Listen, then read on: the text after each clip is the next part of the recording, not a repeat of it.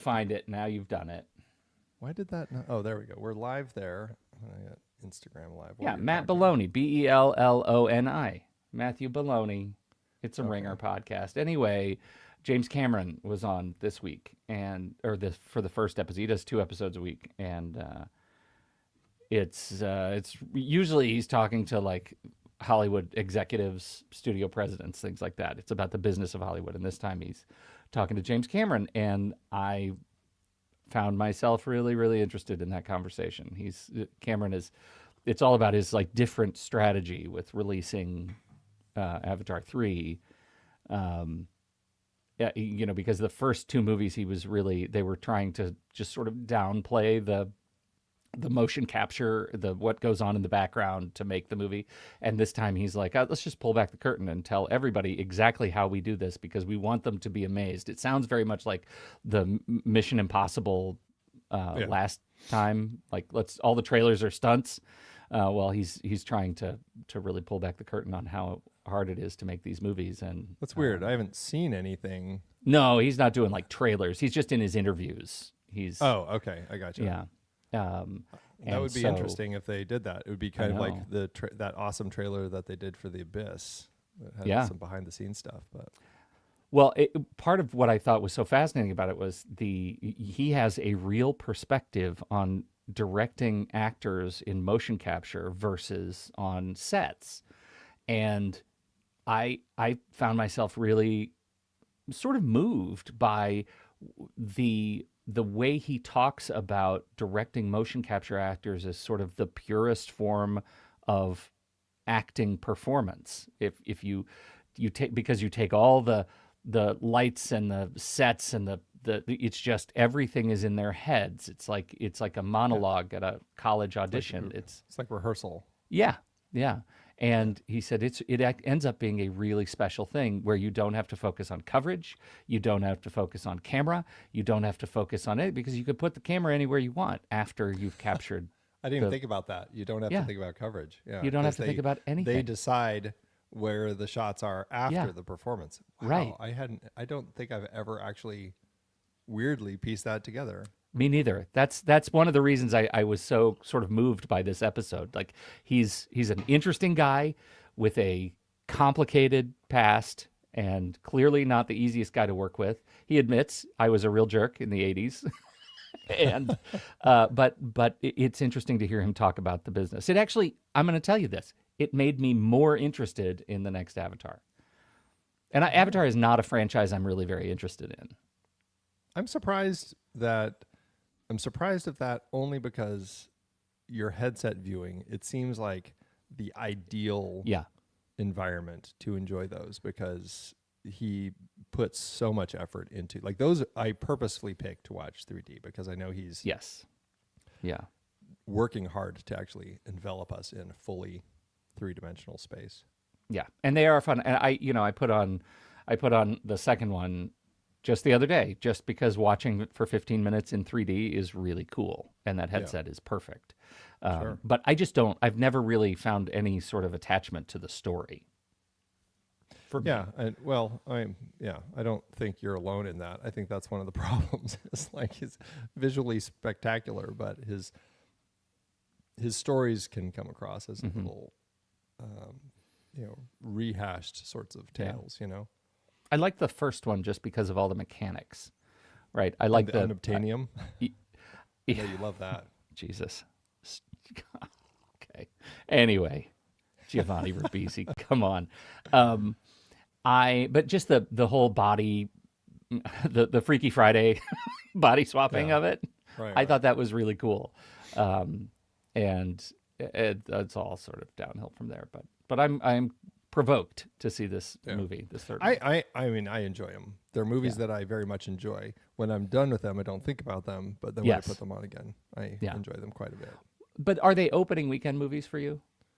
Oh yeah, because I specifically try to see things that I want to see the way I want to see them on opening weekend because the theaters here are so fast to drop things out of the Dolby Atmos or the big screens. Yeah. They're just like after a week, suddenly it's in a theater for 75 people, and it's like, come on, So especially the holiday season. So I try, and I get so irritated at the theaters just on that rant. Like Kill Bill, The Whole Bloody Affair is releasing to theaters, and for the first time, other than Tarantino's special versions that he's traveled with and he's shown at his theater out in LA. They're finally releasing it, and it's in nothing but small theaters in the Valley. There's a few spots around the country where they're playing the 35 print, but not here. That's crazy. Yeah, so I'm stuck with crappy little theaters, but oh well. All right, well, go listen to that town interview. It's good. It's quick. Yeah, I'll have to do that. Yeah. All right. You want to do a show? Let's do the real show. I'm Pete Wright. And I'm Andy Nelson. Welcome to the next reel. When the movie ends, our conversation begins. The Phantom of the Opera is over. Feast your eyes, glut your soul on my accursed ugliness. That was the line that I was like, I bet Pete's going to pick that one. Oh, God. That was the line I said, I'll bet Andy thinks this is the line I'm going to pick. I mean, he's right. So, we were on the same page. I'm glad. Yeah, 100%. It was this or, well, we'll talk about it. Anyway, Phantom of the Opera. I'd never seen it, and now I have, and now we're done. Yeah, well, this is, and now we're done. Oh, that's the end of the show, folks. Pete's seen it. No, this is part of our Cinema Centennial 1925's Pioneering Visions series. Where over the course of this season thus far, we've largely been moving backward through time every 25 years, looking at films. And here we are in our last series of this particular run, looking at films from 100 years ago. And we're kind of right in the middle with The Phantom of the Opera, Rupert Julian's film that is an adaptation of Gaston Leroux's book from 1910, so a 15-year-old book that Universal adapted. And but Pete, I want to start with you, your history with this story, because I feel like, I don't know, I'm curious if we both started with the musical and then kind of expanded from there. I started with the musical and didn't expand at all. Oh, like this is the first expansion. I've never read the book. Interesting. I don't think I ever gave any thought to the fact that, like, I mean, I knew that it was an adaptation, the musical, but I don't think I ever gave any thought to wanting to go see more of it. Okay, interesting. The musical is where I started as well, but then there was a TV movie of it in like 1990. That I think Charles Dance was in, that I was kind of like obsessed with. I thought was such a great story. I've never seen it since. I actually have no idea if it holds up in the slightest, but I really enjoyed that version. And then I read the book, and I was like, okay, I'm totally into this story. I loved the story. Really? Yeah. I really got into it. Like there were a few of those classics, like this and The Hunchback of Notre Dame were two that I ended up, after seeing a version of it, then I ended up kind of reading the text, and and I think because they weren't the crazy long books like Les Mis, I never bothered with that book because it was a tome. Yeah. But so I read it, and I saw another. Well, I saw the 1940. Is it 1943? I can't remember 43. The other version. Yeah, with Claude Rains, and really hated that version. It's just not a good. I don't know. I just didn't like it. It changed so much of the story. It was really kind of stupid. And so, I really got into just this tale. And then I kind of stopped. And I just, I still listen to the music from the soundtrack, from the musical. But otherwise, I don't think, and I had seen this too, I think in one of my film classes. So this was in my memory. But I don't think that I had tapped into anything Phantom related again other than the songs since the late 90s, early 2000s. Yeah. So it's been a long time since I've kind of dipped my toe back into this world. Sure. Well, I I will say, like you, you said some things in our text chat last night that were a real surprise to me, because for me, as a musical theater kid, like I didn't pay much attention to story of this one. It was like we just sang the songs Yeah. and used the songs as audition pieces, and so really workshopped just the Lloyd Webber music. And I don't know, before seeing this movie, had you quizzed me, hey Pete, what is the Phantom of the Opera really about? I don't know that I would have been able to tell you. I would have been able to tell you about the dope chandelier in the Broadway Sure. performance, because it's dope. But everything else, I don't know that I would have been able to tell you at all. Nor would It you have feels been like able to tell me his name was Eric. Eric, Andy, it's so dumb. It's so dumb. I love that that was the sticking point for you last night. His name is Eric. His name is What a Eric. dumb name for a phantom. They have all these great names: the Ghoul, the Cast. Oh, also Eric. Get your pitchforks and your torches. We must chase Eric. I said he's probably friends with Tim the Enchanter. Yeah. It's like, Yes. and then I was thinking about other Universal things, and I'm like, oh, there's also Larry the Wolfman. Like where else can we They're go not with great. this? So yeah, that's it. It is funny. I guess it makes more sense when you have read the book and there's more about this guy named Eric and his history and everything. Yeah, Which, you said it with such confidence. You were like, "That's his name everywhere, Pete." I'm like, Andy, you're not laughing right now? Oh my god. oh, I laughed, but then I was like, but it's there. Like that's the thing. Do you know what else? Like Larry It's the seeing it Wolfman. on the It's there. It's seeing it on the title cards, right? When it's written out, or when you see a letter where it's the close up of the letter and it says, "You're gonna sing this part, and afterwards you're gonna be forever, forever mine, yours, Eric." It just seems so dumb. Yes. Well, okay. Aside from the Yeah. name issue, I understand that there is something Yes. funny with that. But well, and it's interesting because I can't remember. Honestly, I can't really remember the book. I can't like you. Like my memory of the musical is now so focused on just the songs that I can't remember what the actual story was between all the songs. Yeah. And I finally is like, I've never actually watched the 2004 Joel Schumacher adaptation of the musical that he did with Weber. And so I'm like, I should finally watch that. And so I watched it, and it's fine. It definitely has its issues. Roller skates and neon? Tell me there's roller skates and neon. Yeah, it was really weird, but it helped him get down to the cellars really fast, man. I tell you. No, but like there's a whole sequence in that where, oh gosh, and I can't remember her name, but Miranda Richardson's character, she's like the dance instructor who secretly knows more about Eric than anyone else, and so she's kind of tapped into all of that and knows that he's coaching Christine, all of this stuff.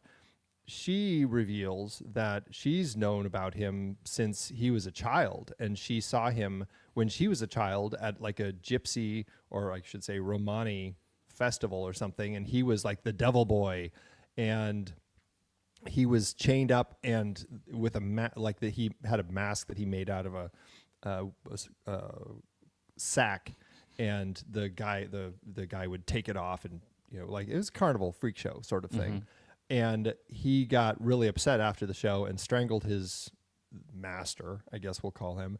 And as a young girl, she's like, "Here, I'm going to free you." And she takes him and runs and hides him in the opera house. And then she kind of like, it really isn't explained. As a child, she's raising him. Like I had no idea what was going on with that. But anyway, somehow she knew this whole thing. And I was like, was that in the book? Because I didn't remember that at all. Maybe it was. Maybe it's in the musical too, but I also didn't remember it. It's certainly not in this version. And No. And but it's interesting because like this version certainly, speaking to like Lon Chaney's makeup, which is fantastic. I love just kind of the freaky way he did his face up. Gaston Leroux and people who've read the novel say that's the closest to what the book describes his look as, and he's been that way since birth. And that's one thing that the 43 version screws up, because somebody throws acid in his face and now he's all disfigured and he's angry and running around. and it's kind of dumb. And that's something that some of the other adaptations have done, is come up with a reason that something happened to his face that made him get all angry. Did they do and that we don't have that here. Did they do that in the Lloyd Webber?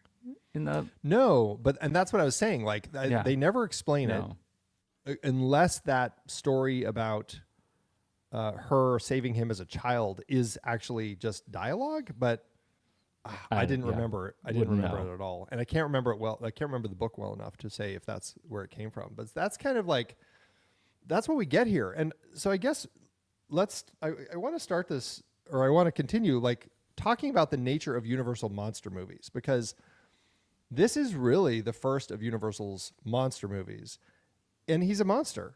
And that's kind of what we get. And that's, like you were saying, you kind of forget what the story is. Like you couldn't remember like how things go. And when revisiting the Andrew Lloyd Webber, it really struck me that so many of these stories afterwards have changed him into like this tragic figure, and he's so sad and he just needs a person to be with, and all of this stuff that's very dramatic. But he's kind of a monster. He's killing people.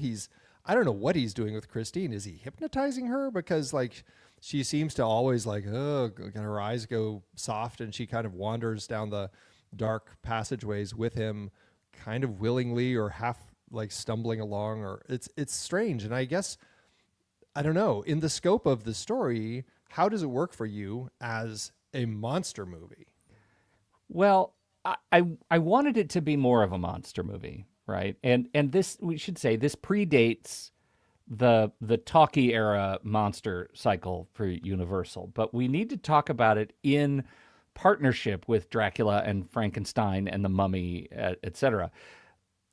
Because I think the case has been made by smarter people than me that Universal would not have pursued those films so aggressively were it not for any of the success of Hunchback and Phantom of the Opera.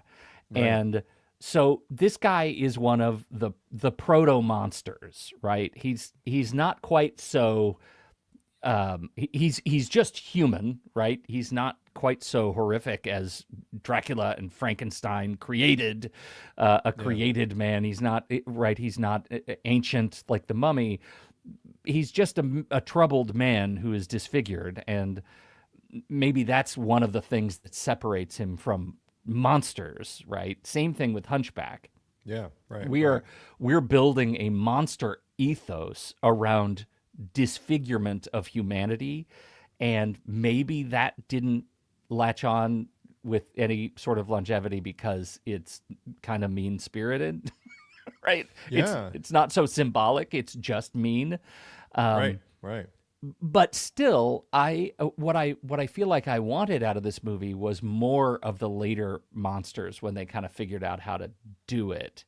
And this was, I have to admit, I had some of the same feelings that I had with our movie last week with The Big Parade, that there are long stretches that are delivered almost too comedically with the guys who buy the theater and they take control of it. And oh, by the way, Snicker, you might see the monster, you might see the ghost, right? And they're like, zoinks, what? And then they see him once in box 5, and then they run out again, and they shake their heads, cookie, cookie, cookie, cookie. Let's go back in, and he's gone. And it's like all of that stuff. You inserted the funniest Scooby-Doo sound effects in your head into this. I love that. You went down like the animated Looney Tunes route. I did. Wait till we get to the augas later. Excellent. And so much of it is like I wanted the movie to take itself more seriously than it was for much of it, and that is a weird problem to have, because I think what it says is either I did not connect with what the movie was selling me, or the movie didn't figure out what it was trying to be until, much later, right? And I feel like I'm accustomed to, we've watched enough of these silent films from the era that I feel like I'm accustomed to the tropes of the silent era, right? And both of these movies back to back, I found interesting that it took longer runway than I would have wanted for them to just get started, to get to the scary parts, to get to the parts that were threatening, to get to the monster. And And there was a scene, which I don't have time code for it, but I was laughing very, very hard, where they were projecting his shadow on the wall, but the wall was tilted away in perspective. And Yeah. so his body was huge, but he had little tiny hands and he looked like a Tyrannosaurus Rex. It's the learning years of cinema, Pete. It It's is the definitely the years. learning years. Yeah. So Eventually they'll have directors who say, can we tilt that wall back a little Right. bit more? Make it look like it right. doesn't have T-Rex hands? Can we just make it less T-Rex hands?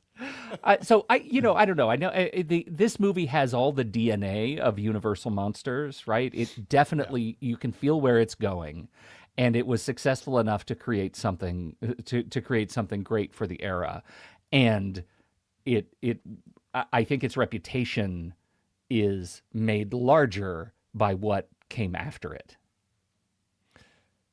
Well, yeah, and I think at this point it's worth discussing a little bit of the insanity of Yes. this getting this released, because I don't know if I've ever heard a story of a film production that has been as much a mess as this one has, right? Yeah. So we watched. Well, did you end up watching the link that I sent you, or which version did you end up watching? The Wikipedia one? It was not Wikipedia, but I think it was. I went down the TCM rabbit hole, but I did get color, the color treatments and the red mask, and Right. Okay. it was a complete assembly of what we think is the movie. Right. Yeah. So 1925. First of all, Rupert Julian, who directed this, apparently was largely disliked by the cast and crew of this. It sounds like he was not like Lon Chaney had a difficult time. The other actors had a difficult time, and it just wasn't something that I don't know. He didn't seem to click with the studio heads like Carl Laemmle. Didn't seem overly happy with him. Like nobody really seemed happy with him, and he didn't seem happy with the project. They finished the movie, and they have a preview screening of it in January 2025 in LA and then one other place. It goes poorly. The ending of the story at that time was, and I want to say closer to the book, but honestly, I can't really remember the book. At the end of the story, he recognizes that Christine needs to be with Raoul and actual humans, or I shouldn't say humans, but like the people who aren't creeping around in the attics and cellars of an opera house, and lets her go with Raoul. And the two of them flee, and he dies of a broken heart over his organ. And that's kind of the end of the story. Audiences cracked up. They thought it was terrible, didn't like it at all. And so Carl Laemmle said, we need to rework this. We need to figure out a better way to end this film. And so they bring on a different director who, what was his name? Edward Sedgwick, who would direct Buster Keaton in The Cameraman a couple years later. He ended up reshooting the bulk of the film. And there were new scenes. He was very much kind of a comedy director, but he was kind of just like a studio stock director. And so, they just like, this is the studio era. So they just switched people around. They threw him in. He had them do a bunch of rewrites, and he wanted to take the dramatic thriller aspects out and make it more of a romantic comedy. And so they shot a whole bunch of new scenes, and they added some new characters, some new comic relief characters. It totally changed the story. That previewed in April of 2025. Again, audiences hated it. The only thing I think that he did that really worked is he changed the ending to what we saw, where it's like the Phantom flees in a carriage with Christine. The carriage crashes, and he runs because he's being pursued by the masses with torches, and he ends up by the Seine, and they tackle him and throw him into the water and beat him and everything. And that's kind of the end of the Phantom. That's people were happy with that, but they hated this comedy version of it and booted off the screen, and it was terrible. And so Universal then brought in a few of their editors to they said, here's all the footage. Figure out how to make this movie work. So they took the footage from the Rupert Julian version. They took footage from this Sedgwick guy. The other interesting thing is when they were filming all of this, they would often film with two cameras side by side so that they could have, I couldn't really figure out the reasons. It sounded like one was for like an international cut, but I'm like, I don't know why they wouldn't just use the same footage. So yeah. I don't know. I'll have to dig more into this to figure out why they were using the two cameras. But they have like literally two cameras side by side that they filmed the entire movie with, which is why you can also find 3D versions of this movie now, because essentially, without realizing it, they were shooting stereoscopically. And yeah. They made a 3D movie. It's incredible.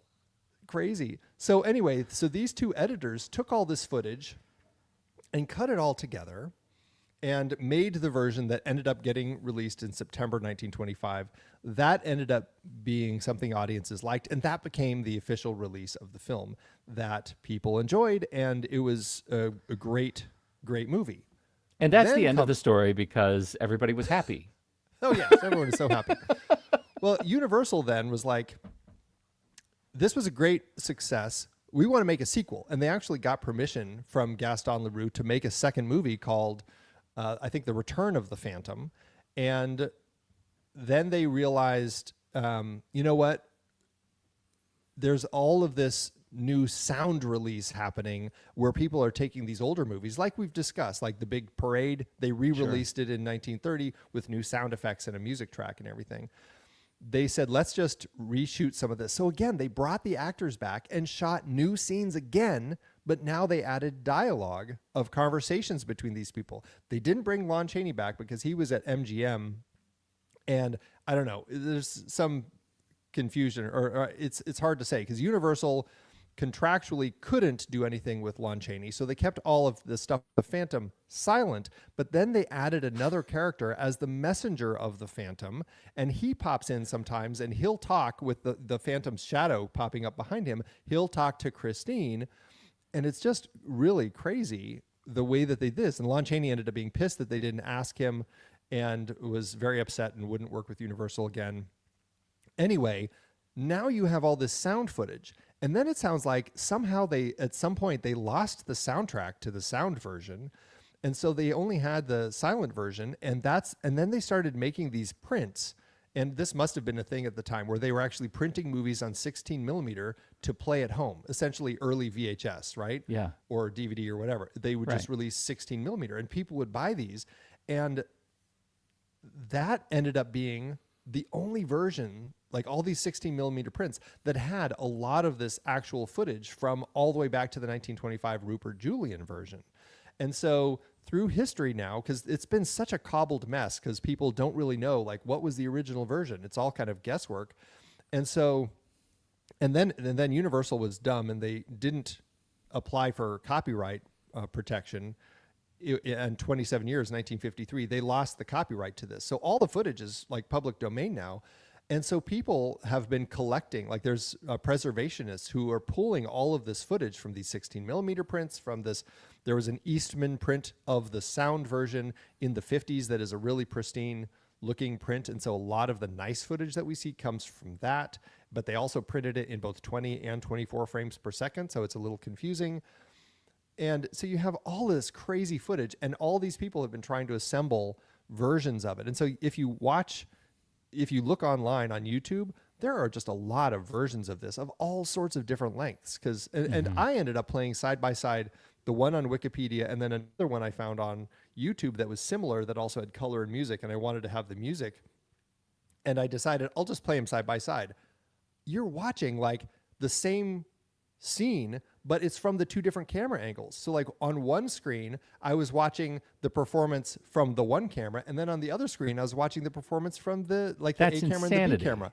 And I'm like, what is going on? Were they the same length? Did you notice a bunch of cuts? It was, no, you can, they were about the same length. Yeah. There's one sequence that was completely shifted to a different part of the movie where he hangs the prop man. Yep. But otherwise, it was largely the same. But there are some moments where there's a whole bit of movement getting from A to B where they shortcut it in the other version, but then it had something else. So they ended up, it was really weird. So it's a mess. Like there's just tons of footage. It's like people are just having fun making their own versions of the movie now. So that's kind of where we are. And that's why it's very hard to figure out what do you really watch. I think the Blu-ray, if you watch that, most people have latched onto the Eastman print because it was a really nice print. It's leaving a lot of stuff out, and so they've kind of filled some holes with some 16 millimeter footage. But it has the color, and all of this, and so it looks largely better. But yeah. So anyway, it's a mess. Okay. I feel like I got lucky. I don't know if I watched the Eastman print, whatever TCM has, but it did have the color, and it had. And because of the color, some of the standout sequences that I loved, like the ball, the Red Death, those sequences were extraordinary, beautiful, and fun, incredibly fun to watch, and make the movie. Those kinds of sequences, like you can really feel, oh, this is the future of movie making that they're doing right here, and they probably don't know it, but this is where we're going. Well, and I think that's largely true, is you can see some amazing stuff in this. But I think also perhaps, and again, I can't say for sure, but you were talking earlier about some of the funnier stuff that you're like, like that stuff's goofy. Was that from Rupert Julian? Or was that some of the stuff that was shot when Edward Sedgwick took over and wanted more of a romantic comedy and put more of that comedy in? So who knows? Yeah, that nails it. I mean, when you think about all the hands that were in this movie, not just making it, but to the point where Lon Chaney reportedly just stopped listening to Julian and directed himself. It was just like, I'm not going to talk to you anymore. We're just going to do the scene, and I'll take care of my own pieces. Yeah, wasn't it like he wouldn't even everything was relayed through the first AD because he wouldn't even listen to the guy? Yeah. Crazy. Yeah. So there is a lot of spectacle, but you get it feels like my response of this being a movie that doesn't know what it is a rational response to a movie that legitimately the people who were making it didn't know what it was. Yeah.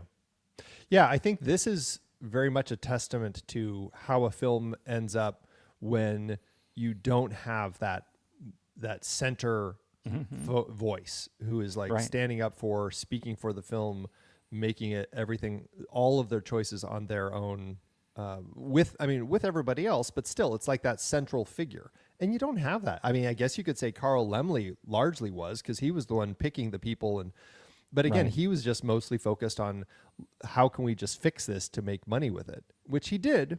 So I guess he got what he wanted, but it sure turned into just a big mess. Yeah, it's a big mess. And all of the things that normally you would say, I guess from an academic perspective, right, when you're talking about pacing and tone and consistency and things, I mean, these are things that in the silent era are to be taken along with watching these films, right? This one is yanked between prestige melodrama and gothic horror and comedy in some very hard left turns. And that's a thing that makes this movie challenging. These genre boundaries that we're kind of accustomed to, having them feel a little bit fuzzy, are off the map. It's crazy. It's patchwork. It does make me want to look at what at how the silent version of The Hunchback of Notre Dame plays with Lon Chaney, to see if that plays. I mean, honestly, I still liked this. I had a great time with it. I do have a lot of issues and some struggles that we'll certainly talk more about, but it's I'm curious like how that one plays over this. Like, did it have a better singular voice crafting the story and making it into something that stands up a little bit? Because I always feel like the Hunchback I mostly hear about is the 39 version, the one that got a lot more accolades and everything. And so I don't know, I guess I'm curious to check his version out and see how it plays. I am too, especially because they're effectively the same stories with the exception of height, right? Disfigured humans. One goes down under the Paris Opera House, one goes up in Notre To the Dame bell tower. to Yeah. the bell tower. Right, right, but right. but there are still pitchforks and torches. Right, in both cases. And your point is actually very interesting. The fact that in both cases, it's a human, and it's Yeah. we're in the world of Todd Browning's Freaks, and the portrayal of these people as monsters, as opposed to actual monsters like Yeah. Frankenstein, Dracula, Wolfman. Right. And so that's an interesting element that, it does make these stories, strike a little bit in a way where it's like, yeah, I can see why you may need to find other ways to kind of like modify the story through today's eyes. Right. Because it's like there's no metaphor to lay on top of the difference between these groups, the things that are terrifying and the things that terrify, or the things that we are terrified of, right? This is a human being, and these stories are stories of humans that are bad to each other. Yeah. And once you have Dracula and Frankenstein, and you can lay metaphor on top of it and be able to have whatever symbolic relationship you want with the movie. It can mean whatever you want it to mean, and it can mean things in different eras. These are just movies about humans scared of each other and be doing bad things. And that's just different, right? Yeah. But it also it seems to me to be foundational to why these characters didn't take off as part of Universal's, where we started this question, as part of Universal's monster canon. Well, although this does always fit in their monster canon, but it's just the 40s version. And that's what Yeah. I think is, I think that largely it's just because of the copyright idiocy that they showed back then by not locking this one down. I have a feeling we'd probably see this in the canon, just because it's a great, specifically because of Lon Chaney's makeup. Like, I think specifically in the lineup of when you see the different faces in like a collage, having that, I think, stands out so much more than Claude Rains just in his mask. Yeah. I think this shows what they were trying to achieve with that. Yeah. Well, and it was the musical that ended up really landing on the romance, because you look at the character design of Michael Crawford and you have a phantom that is deeply elegant, right? That mask is sex on a face. Yeah, right. That's what it is. Yep. Yeah, so let's talk a little bit about the story, because I feel like you, where I don't think about, I haven't thought much about the story through the musical and everything until watching this, and then the musical adaptation of this weekend, and really going, this is a strange story. And I struggled so much more with the Andrew Lloyd Webber version when I was like, this is like a stalker, a kidnapper. He's doing something. He's either hypnotizing her or drugging her or something to kind of lure her along, to make her think he's like her father's ghost and all of this crazy stuff. Like, she's kind of coming along, quote, willingly. It's not like he's like putting a bag over her head and taking her. Like, he's kind of, there's some sort of magical realism element that is going along with how he's getting her out and down into his cellar, right?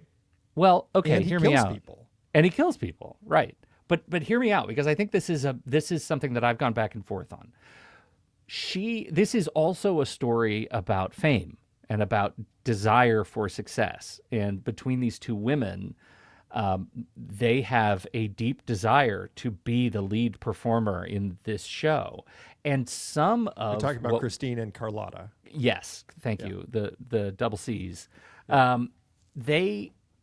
I think there is a duality in their role as they work toward being the principal voice in Faust. And I think Christine, there's also this piece where she's just gaslit, right? She is lying to herself about the value of having a secret patron.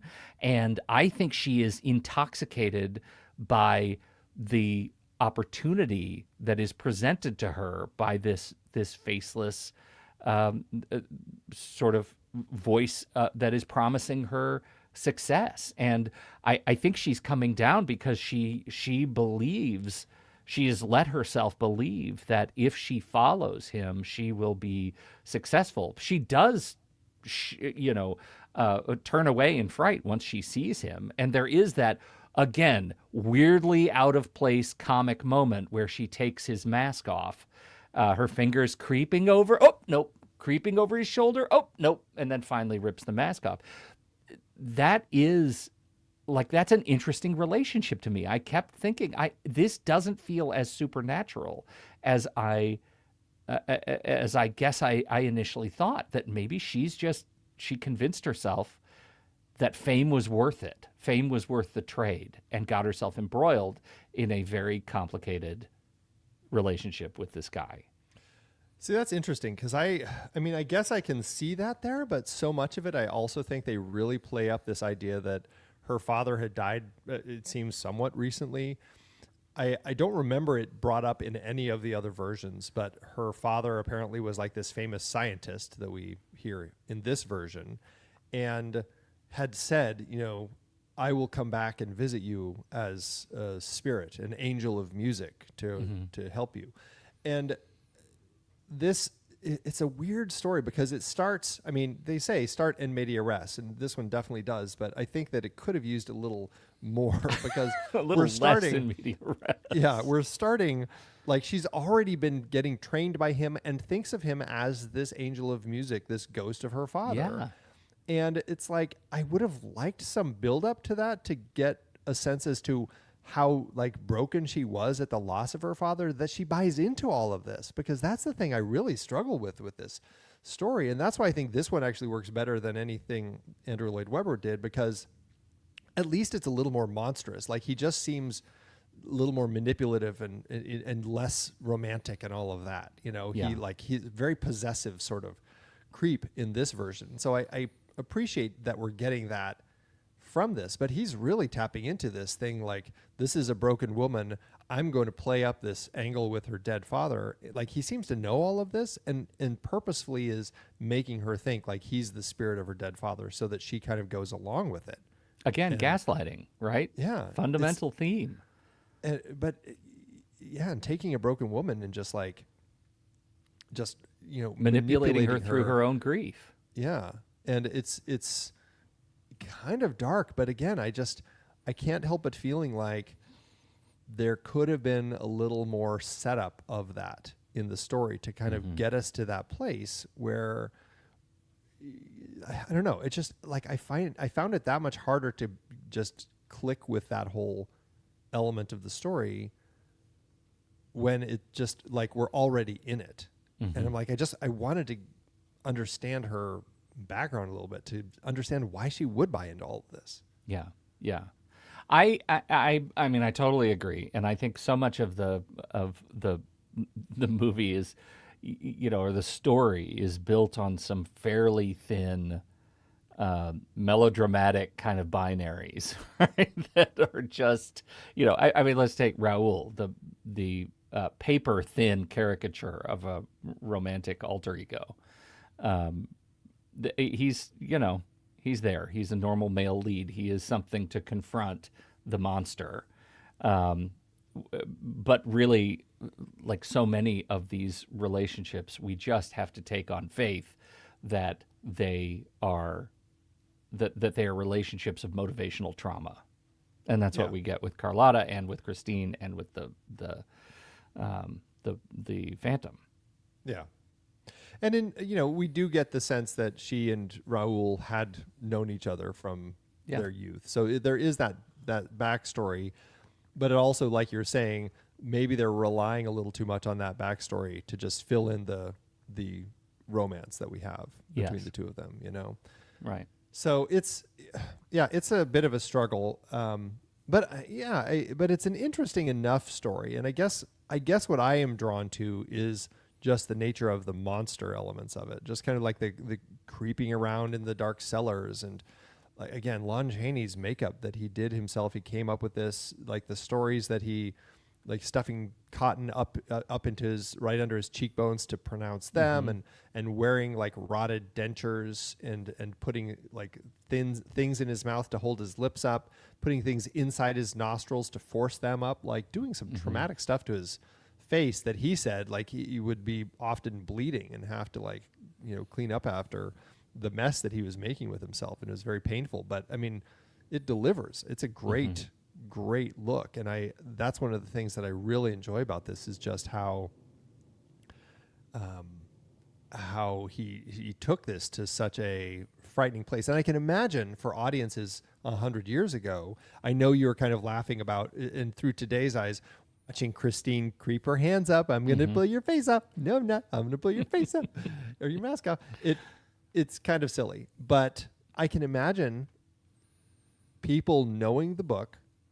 Again, we're talking about a popular book of the time, and knowing like there's this horrible creature behind this mask, and those moments, I can imagine an audience like on the edge of their seats, full of tense just anticipation as they're watching her getting closer and closer until finally that reveal. I mean, reportedly people fainted at the sight of him when she pulls his mask up and stuff. And yeah, by today's eyes, it is very funny, but you can imagine like for the first time seeing essentially like a creature like this in a movie, you can see why people would react that way. Yes. No, I absolutely agree. I mean, his performance is the standout, or his presentation is the standout presentation in the film for sure. I think the second place goes to the incredible set design and the sewers and the Paris Opera House underground, the torture chambers beneath the Opera House. There's some crazy alternate dimensional stuff going on down there. It's a dark place. Yeah. With, where he had been chained up. Like it's like a dark story that we have with him. Like as we find out, like he had an escapee from Devil's Island, but before that he had been like chained up in the basement here forever. And it's like, well, you can see why this is a person who's just been, again, I think this version paints a much better picture of a human who suffered from whatever it was that made him look the way he does. And then society, because of that, pushed him into this place where it just continued to break him and break him and break him until society turned him into a monster. And I think that's the version that we end up getting of this version of the Phantom. Yes. Yeah, I agree. Okay, so do you want to talk about the romantic part? Is that worth talking about? Well, we should talk about it a little bit. I mean, specifically, are we talking about the full-on love triangle that we have here? Because, because the Phantom, again, is obsessed with Christine. It wants her to be only with him, but she's also drawn to Raoul. This is Mary Philbin and Norman Carey, two actors. And she and Raoul we know that there are two romantic leads that we know are supposed to be together. And Raoul has to save her from the Phantom. And that's basically our love triangle that we have here. You know, it plays. I mean, it's fine. When he saves her and takes her up to the top of the opera house and they're on the roof having that conversation, and then the Phantom is revealed as having also being up there. This is after the costume ball masquerade, and he's up there listening in the painted red cloak that he's in. I mean, it's beautiful, and I think it plays. I mean, it plays. It's the nature of the story, and I guess that's what we get here. You got to buy into what's going on with this story and Christine and Raoul. Yeah, I buy into it because it's prescriptive, because you kind of expect that this relationship is happening. There has to be a foil against which the illicit relationship between Christine and the Phantom bounces off of, and so I don't mind it. I don't mind that he ends up being sort of part of the mob at the end. We get a good weird chase, and. At the end, and it leads to the abrupt ending of Massacre of the Phantom. I I don't object to it. I think it's exactly as thin and as thick as it needs to be in the story. I just don't have a lot to say about Raoul. Well, yeah, and I think that's just I don't know. Sometimes I also think that there's a struggle in silent films when it's reliant on dialogue text on screen to kind of help convey relationships, you know, and I think that that this is one of those ones where you just kind of have to buy it because the way they're looking at each other and everything, you know, and the connection that they have from their youth. So yeah, I buy it. I think it's fine. I think for the purposes of the story, I think that it plays. Well, and I think, you know, that same point to the end of the movie when Raoul is part of the mob and they're all chasing him down and they end up killing him and throwing him back into the river. This all represents a studio's belief that tested audiences wanted catharsis and not individual human tragedy. And we get catharsis at the end of this movie, and Raoul is an agent of catharsis. Yeah, exactly. Yeah. Kill the monster. That's what we get. Yeah. Anyone else stand out? Well, I mean, do we need to talk about Carlotta and her wackadoo mom? Carlotta is, I don't know if I had her mom. Her mom popped up in reshoot segments of the talkie version. Oh, interesting. Yeah. So you didn't have her coming into the owners and saying, you know, showing the letter and saying, you know, look at what we got. You can't do this. My daughter is going to be the one to sing. Now that you say that, I'm trying to remember. Maybe I did, but I can't remember if it was just Carlotta or if there was another character with her. So, yeah, crazy. Okay. Yeah. That's what's weird about this movie. It's like, again, who knows? What version are you looking at? Yeah. Yeah. So, you know, I think that, right. So we don't need to belabor too much about that relationship other than this was a relationship where she was the one who was supposed to sing. She was the one who needed to sing, but the Phantom was driving toward Christine and not Carlotta and sending all these letters saying, you know, you're not going to sing. It's Christine's going to sing. Christine, you're going to sing and you're going to be mine forever. There's a lot of manipulation, sort of shell game going on to make that happen. And that's where we end up with Christine on stage for her last performance. Carlotta is, again, she's sort of the other Raoul. We have the love triangle, and we also have the professional triangle, the performance triangle. Rivalry, yeah, the rivalry, and it's about as substantive. Yeah. Yeah. Well, but again, I think it's the nature of the story. And this is one of those things where they're trying to adapt a famous book. The director perhaps was not the right choice. And perhaps they could have found other people to bring on board to tell this in a stronger fashion that could have made it work. And it could have been a singular voice kind of crafting it. And I guess that's what we're left with. And I don't know. Would you say that Lon Chaney of the voices of the film might be the most singular because he's working the best to try to define what we're getting of this creature? Absolutely. Of this person. Yeah. That's absolutely the case. I mean, you get a little bit of the, you know, is it the policeman, the detective? Yeah. Right. Ledoux. You get a little bit of sort of stoicism that comes from him as they do the investigation under the cavern, and there's some interesting pieces there where you know, they do fall into one of the torture chambers, and the Phantom turns on the heat, right? Right, it's the oven room.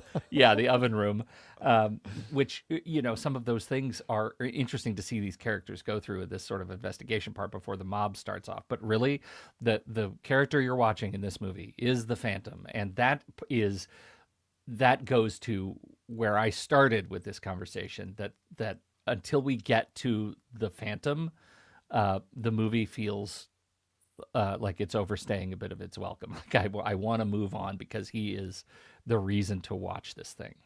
Yeah, yeah. So it's funny that you bring up Ledoux because that's another interesting change to the story. They shot in the book. There is a Persian, like a mysterious Persian character who's an acquaintance of the Phantom. And I think they kind of pulled some of that and brought it into like Miranda Richardson's character in the later versions, the Andrew Lloyd Webber versions. He was shot by the filmmakers as the Persian, as this mysterious person who hangs around the opera house, but who also knows him. They changed all of that when they wrote their intertitles, and they changed his entire character just through the intertitles and turned him into a police inspector. So all of that changed just by the way that they wrote the cards. Okay, Andy, that is absurd. Wait a minute. Hold on. I know. There is a scene in The Masquerade where the characters are trying to flee from the Phantom. Yeah, and they come to he's come down the stairs and yes. Yeah, right. They come to a fork in the stairway, and there is the mysterious guy with a lot of eyeliner who points one way, not the other way, right? Yeah. Is that the guy you're talking about? That's him. That's Ledoux. Yeah. He's the police inspector. It's like, why Yes. is the police inspector telling them where to go? Right. That is absurd. That is absolutely absurd. And I so didn't want to believe that because we get him again later, and I had convinced myself it was a different guy. Yeah, right. He's the one 'Cause who it comes does into not the make police sense. department and tells them, this is Eric, the escapee from This Devil's is Eric. Island. Yes. Yeah. Okay. Yeah. That is ridiculous. It's How crazy. funny. I know. It's just, what a weird production history this film had. There's With also all of the stuff there's they go also- through, yeah. how are we even watching this movie today? Like, how did this movie survive at all?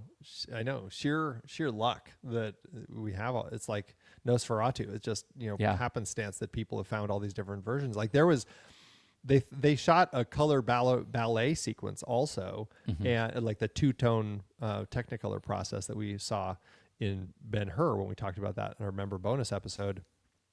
They, it's not in any of the versions, but it has since been found in Netherlands Film Institute, EYE Film Institute of Netherlands. They actually found the ballet sequence, which is also color. So, and it hasn't been, I don't think it's been put into anything unless somebody's put it into one of their versions. But yeah, it's crazy. The whole thing is just crazy. It is crazy. So, yeah. It honestly, I think that we should be thankful that, like you said, like that the film makes any sense at all when we're watching it. That's exactly it.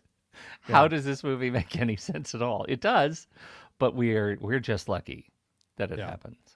There's also in a version, or I don't know which version, honestly, but there's a guy that they call like the lantern guy, and he opens the film and he's standing in the catacombs and he's holding a lantern up and he's talking. You can see his lips moving. He's talking directly to the camera. And then the Phantom's shadow comes behind him and he goes and hides. And then the Phantom walks away and he comes back out and continues talking. And people still don't know, like, was this guy designed to be, was he part of the talkie version of it?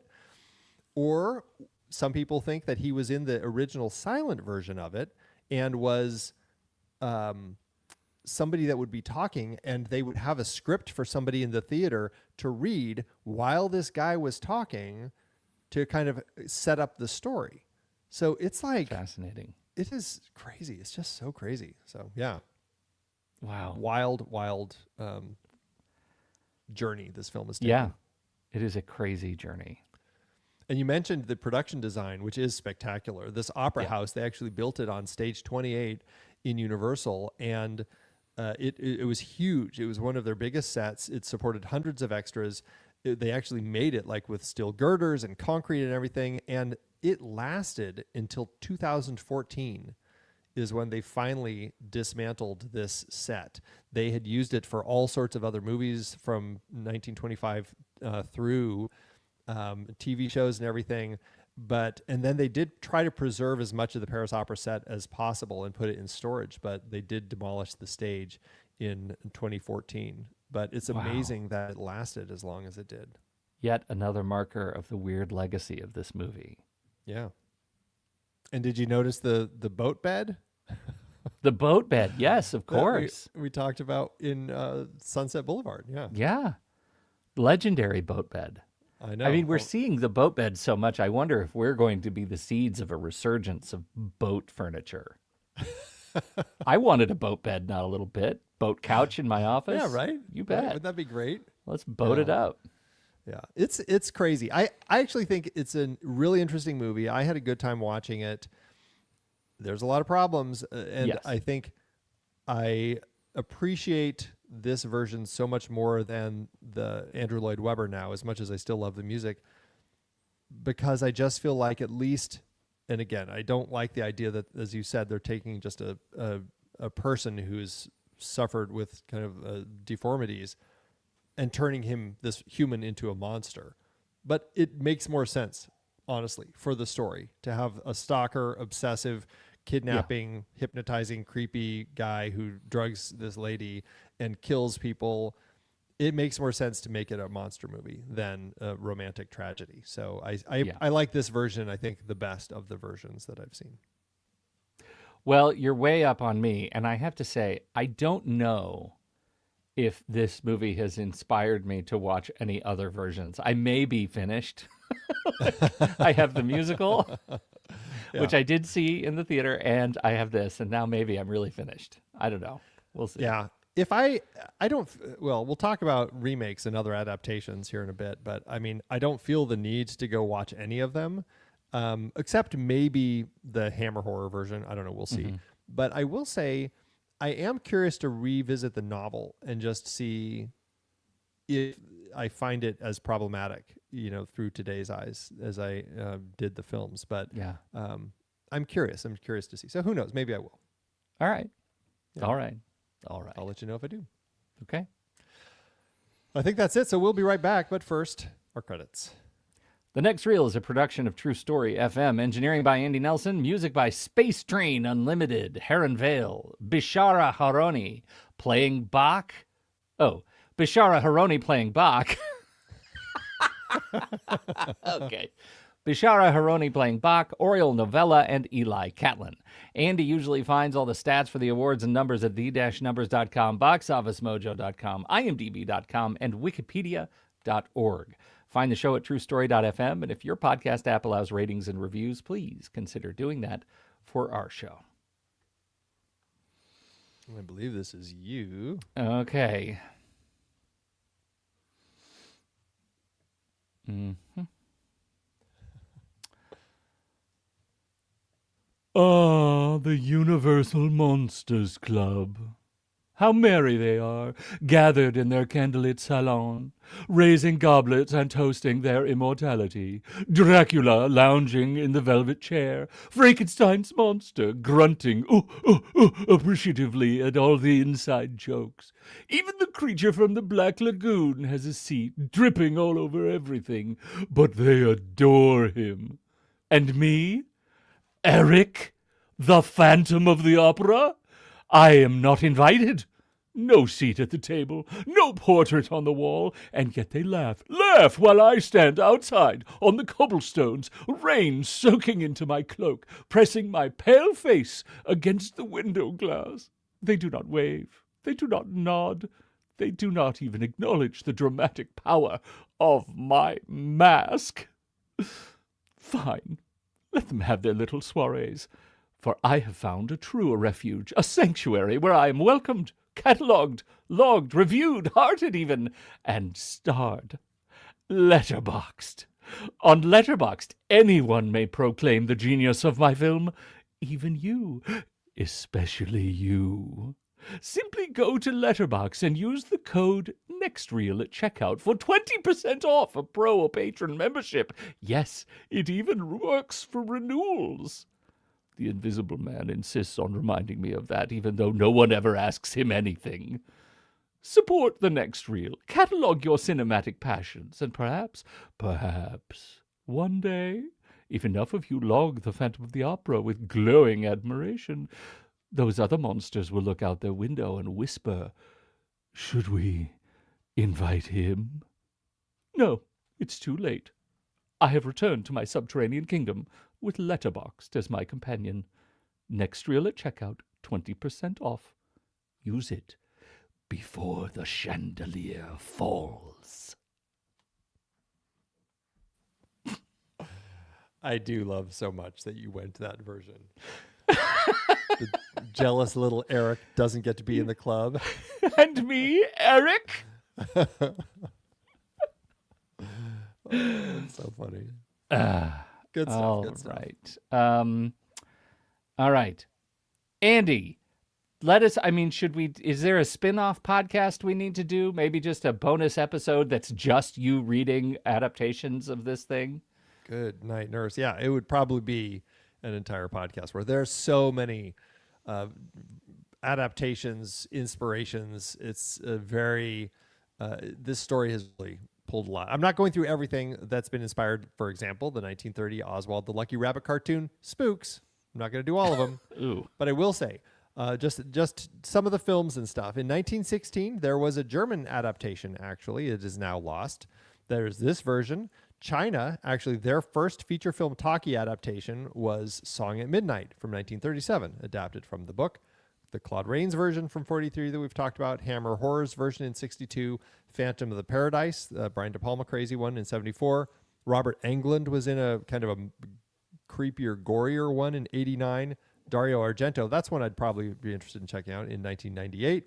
Joel Schumacher's musical adaptation in 2004. So many more. Plus tons of TV versions. I already mentioned the 1990 version with Charles Dance that I loved at the time. Plus all the different theater versions, not just Andrew Lloyd Webber. That's the most popular, but there have been so many other theater adaptations of the story as well. There's also been radio and literature and children's literature and comics. I actually have a Scrooge McDuck comic, kind of like the Phantom Duck, or I can't remember what it is, but it's like a comic version of the story. So I have like one of those. Music, games, and the list goes on. It is crazy how influential this story has been. I don't get it. Does that make me a curmudgeon? I just don't understand. I feel like I used to get it, and now I feel like, as I've been thinking about the story more, I struggle with it a lot more, you know? Okay. I'm glad I'm not alone. How'd it do at award season? Again, for its time, okay. 4 wins with 1 other nomination. The Photoplay Awards, of course. It won in the Best Pictures of the Month in May, 1925, it won. And Best Performances of the Month, May, Lon Chaney won. Then, of course, the National Film Preservation Board in 1998 added it to the National Film Registry. And then in 2012, the Academy of Sci-Fi, Fantasy, and Horror Awards, those Saturn Awards, which we love so much, it was nominated for the Best DVD/Blu-ray Special Edition release, but lost to the Giorgio Moroder Presents Metropolis release. Last but not least, 2019, the Online Film and Television Association added it to their Hall of Fame. So there you go. All right. How did it do at the box office? Go, Andy, go. Well, for Julian's adaptation, he had a budget of apparently exactly $632,357. I don't know. That's crazy, but that's the data author Michael F. Blake listed in his book, The Films of Lon Chaney, at any rate. So I'm just going to go with it. That would be just under $11.5 million in today's dollars, which seems insane just for building this set alone. A set that lasted almost 100 years. Yeah, right. I know. The movie, as we've said, had a bunch of different early premieres, but the official premiere was New York City, September 6, 1925, before a wider release November 15th. And then, because of the invention of sound, we talked about this, they made the sound version slightly shorter, released in 1929, although they call it the 1930 version. I think it's because they released it like right at the end of 1929. This earned $2 million on its initial release, then another $1 million in that 1929 sound version, which is $54.3 million in today's dollars, landing the film with an adjusted profit per finished minute of $400,000. All in all, not too bad. Not too bad. $400,000. Wow. I'd take that per minute. I'd take that per minute. You probably don't have the spreadsheet open. I am curious in terms of Aptham, what the oldest, most profitable film is that we have on the list.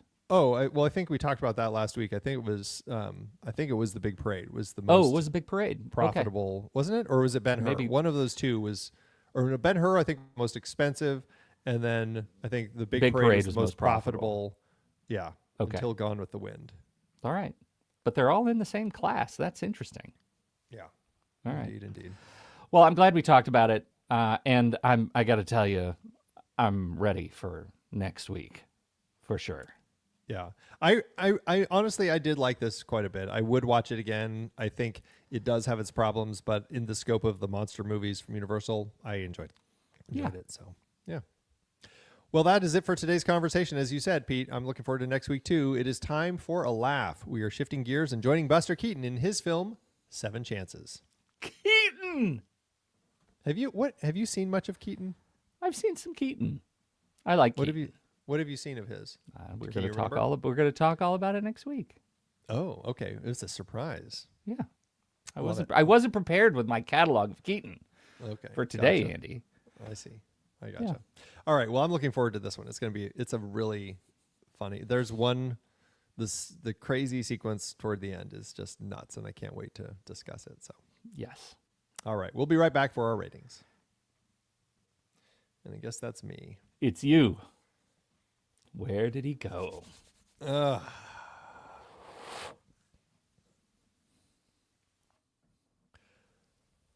Welcome, my dear audience, to a world of unparalleled cinematic delights.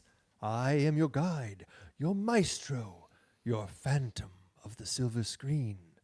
For too long you have been content with the mundane, the mediocre, the films that play but once and are soon forgotten. But I can show you a world beyond your wildest dreams. A world where cinema is king and where the power of the film reigns supreme. And the key to this world? A membership to the Next Reel Film Podcast. With this, you will have access to a realm of cinematic wonders, early access to episodes, ad-free listening, exclusive bonus content. These are but a taste of the delights that await you. And it's not just the Next Reel, my dear. Oh, no. CinemaScope, the Film Board, Movies We Like, Sitting in the Dark, they are all a part of my domain, all part of the grand opera of film that I have composed just for you. But to truly appreciate the grandeur of what I offer, you must immerse yourself completely. You must let the music of the movies fill your soul. Let the passion of the filmmakers become your own. Only then will you understand the true power of what I offer. So take my hand, my dear audience. Join me in this fantastical world. Head to truestory.fm/join and sign up. $5 a month or $55 a year, a trivial price for a lifetime of cinematic rapture. In this realm, you are not just an audience member. You are a part of the grand opera of film. Your thoughts, your emotions, your very soul will become entwined with the magic of the movies, and I, your humble phantom, will be your guide through it all. The Next Reel, truestory.fm/join. Let the opera begin. You are my angel of music. Awesome. Yep. Letterboxd, Andy. Letterboxd.com/nextreel. That's where you can find all of our ratings and reviews. What are you going to do for this movie? You know, I have a lot of problems with the story. As I've said, it's just the kind of this creeper dude. But after watching the 2004 adaptation and reminding myself of what's in Andrew Lloyd Webber's version, I was like, I like this version better. It's there's more of the monster and more of the creepy nature of this. And yes, there's some problematic elements through today's eyes, but I still enjoyed it. I had a good time with it. I don't know if it's quite like 4-star. I'm gonna say 3.5. I think is where I'm gonna sit with this one. I don't know. I would give 5 stars just for Lon Chaney. Like everything that he does in this is fantastic. Like he's so creepy, so good. But I think for the rest of it, I think 3.5. Okay. I think you and I are in a very similar ballpark. I am 3 and a heart. And again, it is largely for Lon Chaney. There are a lot of challenges with this film. We talked through the works, but it is a movie I'll watch again, right? I certainly don't have a problem with that part part of it. Like it was entertaining, and I really appreciate so much of what it does in the back half of that movie that it's worth seeing again. And I really enjoyed watching it in the headset. It's fun watching these old movies on the big screen, so to speak. It's a real treat. I would love to hear your thoughts if you could track down. I think on YouTube they might actually have the stereoscopic version and see how that plays. Just the fact that exists accidentally, I think is fantastic. It's just so strange, but no, that's really funny. It's crazy. It's an interesting movie. It's one that I would love to really see. Like if I watch it again, I'll probably do what I did this time, and I'll probably maybe I'll put 4 or 5 versions up on the screen at once and just kind of play them all and just watch the insanity of all these different edits. It's a weird experience. So that's pretty funny. Interesting. Yeah. Okay. Well, that averages out to 3.25 and a heart. And I don't know if I said, but I'm giving it a heart as well. 3.25 and a heart, which will round up to 3.5 and a heart, which you can find on our account over at Letterboxd at The Next Reel. You can find me there at Soda Creek Film. You can find Pete there at Pete Wright. So what did you think about the 1925 The Phantom of the Opera? We would love to hear your thoughts. Hop into the Show Talk channel over in our Discord community, where we will be talking about the movie this week. When the movie ends, our conversation begins.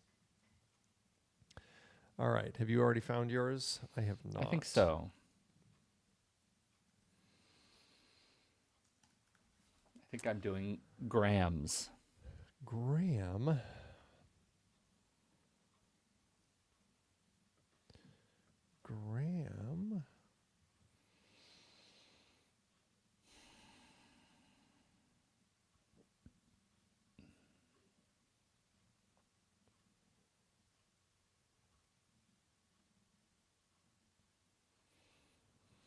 Did you go high, low, funny? I went activity. Okay. Maybe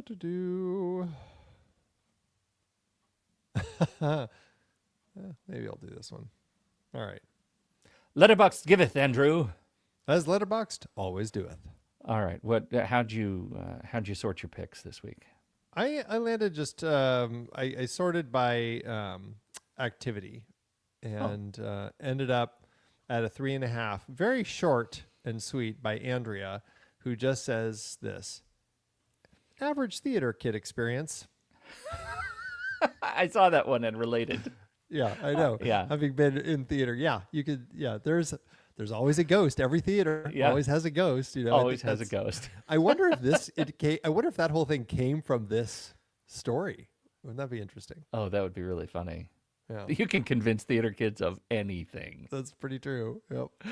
I had a no star, no heart from Graham, and it just says, "Is it just me, or does Lon Chaney's Phantom look like a 100-year-old minion?"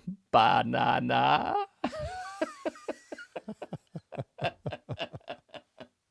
Again, not wrong. Not wrong. Oh, it's so funny. Thanks, Letterboxd. All right. We did it. And we did it. And no one was popping in and out. Or people were popping in and out this time, but no comments or questions. So that's it. Thanks, everybody, for tuning in. We will be back next week to talk about Buster Keaton and 7 Chances. See you then.